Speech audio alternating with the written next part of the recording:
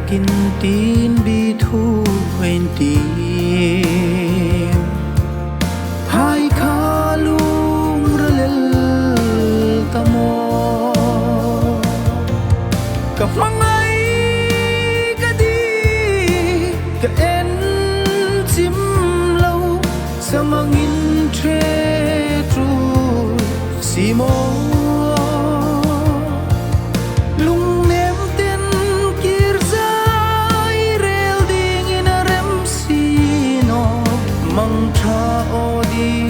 pui mang tra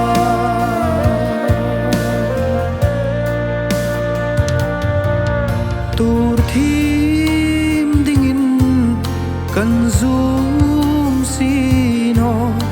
ka sing mit rau thlain na thlir jing che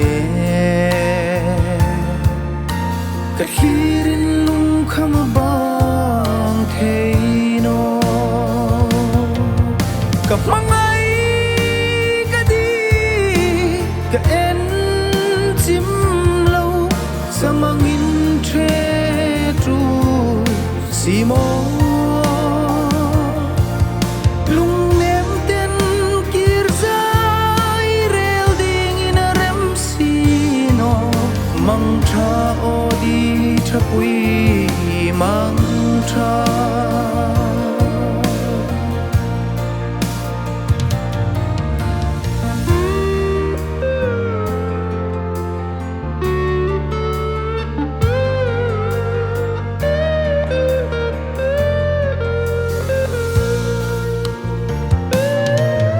lung laya icha no plak di tia ko ding che in arem sino mang tha odi thapui mang tha ka pangai kadi ka en chim lo samangin tre tru simo lung nem ten kir zai rel ding in a rem sino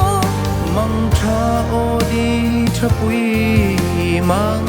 tha